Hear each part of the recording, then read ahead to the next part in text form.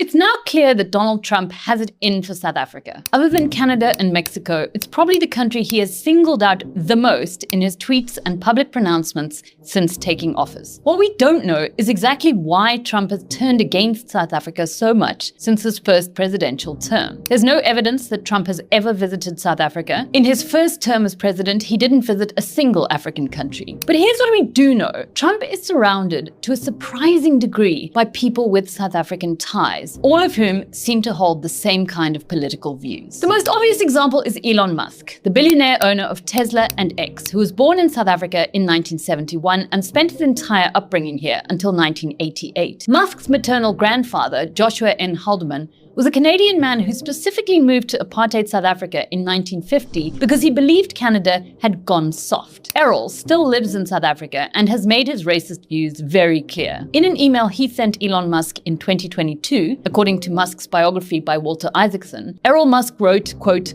"With no whites here, i.e. South Africa, the blacks will go back to the trees," which seems pretty representative of his political views. Musk was sent to Veld School, which during apartheid were conservative, militaristic survival camps, and he has spoken about being bullied during his time at Pretoria Boys High. I was almost beaten to death, if you'd call that bullied. I think when I was, 5 or 6 or something, I thought I was insane because it was clear that other people did not. Their mind wasn't exploding with ideas. It's clear that Musk does not have warm feelings for South Africa, possibly exacerbated by the fact that on one of his very infrequent trips back here in 2001, he caught malaria and almost died. Years later, he told his biographer, Walter Isaacson, quote, "Vacations will kill you. Also, South Africa. That place is still trying to destroy me." But Musk isn't the only South African who currently has Trump's ear. There's also David Sachs, who Trump appointed as his White House AI and crypto czar last December, and who was born in Cape Town in 1972 and moved to Tennessee as a child. Sachs is the former COO of PayPal and has been using his wealth and power for some time to try and influence US politics. He hates woke phenomenon, woke capitalism, institutions going woke. He has concerns about the future of Western civilization, and he detests multiculturalism. So much so that he wrote a book about it in 1995 called The Diversity Myth: Multiculturalism and Political Intolerance on Campus. Now, he wrote that book with a man called Peter Thiel, the billionaire tech investor who, strangely enough, also has a place in this pantheon of powerful Americans with South African ties. Peter Thiel was actually born in Germany, but his parents moved to Namibia when he was young in order for his father to work on an apartheid government project to construct a uranium mine. Thiel spent 2 years at the German school in Swakopmund and a period at the then whites-only Prydwen School in Johannesburg. Thiel's family then moved back to America. But according to Thiel's biographer Max Chafkin, Thiel's fellow students at Stanford University could remember him talking fondly of his childhood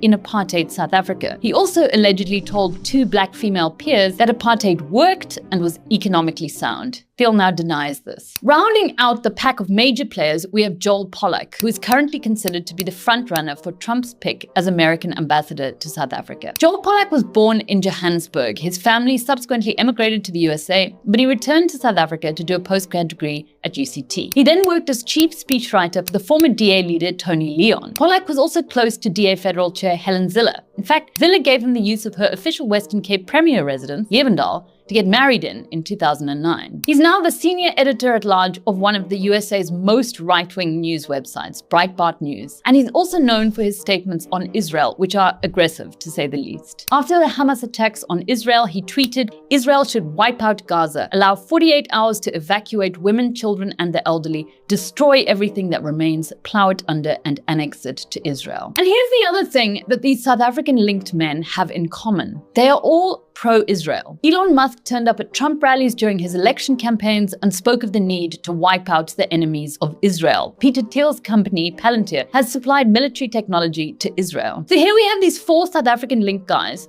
who have very similar political views and are in Trump's inner circle. They hate wokeness, they hate any race-based policies, they hate affirmative action, and they love Israel. When the US Embassy published a fact sheet on Trump's decision to cut aid to South Africa, what it suggested was that the major issue may in fact be South Africa's position on Israel. The statement singled out for special condemnation South Africa's approach to the International Court of Justice to have Israel's activities in Gaza ruled as genocide. But if this is fundamentally about Israel, it's also really noticeable that the US hasn't singled out a country like Ireland for any penalties. And Ireland announced in January it would be joining South Africa's case against Israel at the ICJ. Now, the answer to that one might be the number of huge US tech firms which are domiciled in Ireland for tax purposes. Or it might be that Trump's targeting of South Africa does simply reflect the sentiments and prejudices of those in his inner chamber. It is a very unfortunate reality that the most powerful man on the planet currently seems to have surrounded himself with South African-linked individuals who disapprove fundamentally